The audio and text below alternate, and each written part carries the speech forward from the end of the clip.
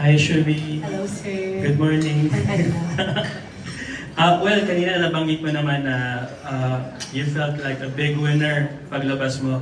In fact, among the housemates, nang lumabas ang PBB, ikaw yung nagkaroon ng 1 million followers additional sa Instagram. So congratulations to that.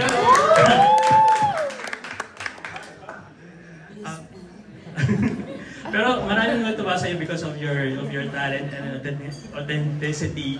So, how do you feel na parang a lot of people root for you outside the house? It's really overwhelming po. Sa totoo lang, before pa ako pumasok sa PBB, bilang ko po sila, si Nova lang po yun. Isa siya. Sabi niya mag-fan meet daw kami. Sabi ko, paano mag-fan meet? Isa ka lang. Diba? Paano natin gagawin to, Nova? Kasi mag-dinner na lang tayo, one-on-one, diba? Iba yung fan meet.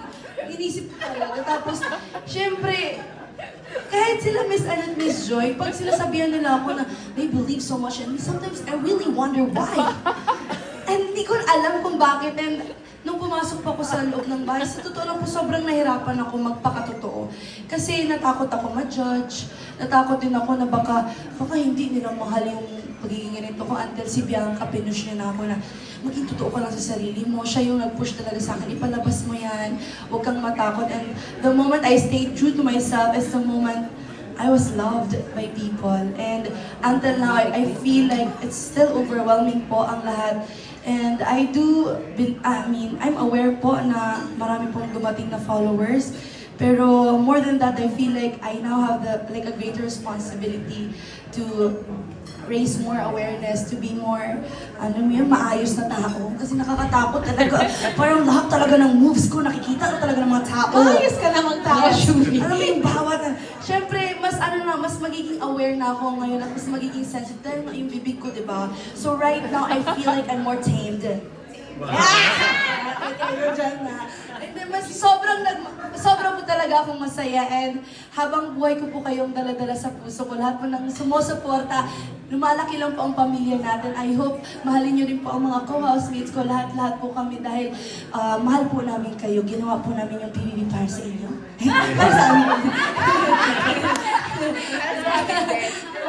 Oo, tama na. Ayun, maraming salamat That's po, so sir. sweet. Pero, syempre, nabanggit mo na kanina yung TDH. Di ba sobrang trending ng TDH? Siguro, we wanted to know, meron ba kayong i-expect na project kasama ang iyong TDH? Ayun. Asa yun? Sino bang TDH pala? Marami namang TDH talaga sa mundong ito. Paano ba ito? So, kung meron man pong dadating na trabaho, why not? Let's maximize all of it dahil nandito naman po tayo. So, let's milk it kung ano man po ang pwede. Yes. As long as we're staying true to ourselves at wala tayong inaapakang tao, kung sino ka mang TDH ka, tara, magtrabaho tayo. Ay! May TDH na, hindi na fan meet. Fan